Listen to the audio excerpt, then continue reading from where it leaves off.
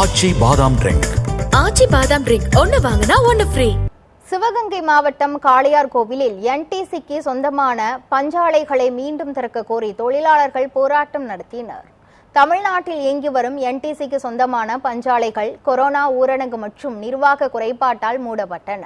தொழிலாளர்களின் போராட்டங்களுக்கு பிறகு சில பஞ்சாலைகள் திறக்கப்பட்டாலும் மீண்டும் அவை மூடப்பட்டன. இந்த நிலையில் காளையார்கோவிலில் நிலுவை சம்பளம், பணி ஓய்வு பெற்றவர்களுக்கான நிலத்தொகையை வழங்க வேண்டும், ஆலைகளை திறக்க வேண்டும் உள்ளிட்ட கோரிக்கைகளை வலியுறுத்தி தொழிலாளர்கள் மற்றும் பல்வேறு அரசியல் கட்சியினர் ஆர்ப்பாட்டத்தில் ஈடுபட்டனர்.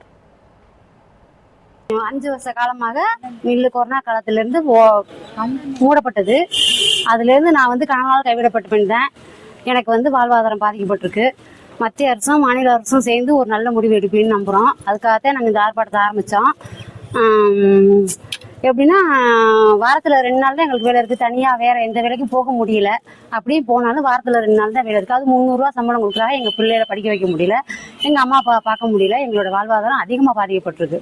அதுக்காக மத்திய அரசு நல்ல ஒரு ஒத்துழைப்பு கொடுக்குமாறு கேட்டுக்கொள்கிறேன். 8 மாத காலமாக சம்பளம் தொழிலாளர்களுக்கு வழங்கப்படவில்லை. போனஸ் 6 ஆண்டு காலமாக வழங்கப்படவில்லை.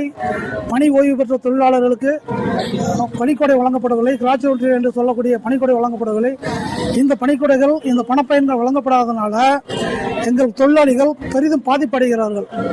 தொழிலாளர்கள் தங்கள் குழந்தை கல்வி நிலையங்கள் திறந்தாச்சு, கல்லூரிகள் திறந்தாச்சு, காலேஜ் ஃபீஸ் கட்ட முடியல, குழந்தைகளுடைய பள்ளி கட்டணம் கட்ட முடியல, வயதான பெற்றோர்களுக்கு மருத்துவ செலவு பண்ண முடியல. ஆக இந்த குடும்பத்தை சமாளிக்கிறது எங்களுடைய தொழிலாளர்களுக்கு மிகப்பெரிய கஷ்டமா இருக்கு. இந்த கோரிக்கைகள் எல்லாம் வலியுறுத்தி தான் இன்னைக்கு போராட்டம் நடந்துகிட்டு இருக்கு. இந்த மத்திய அரசாங்கமும் என்டிசி நிர்வாகமும் எங்களுக்கு உடனடியாக ஒரு நிறுத்தி வைக்கப்பட்டுள்ள 8 மாத சம்பளத்தை உடனடியாக வழங்கி எங்களது வாழ்வாதாரத்தை பாதுகாக்க வேண்டும்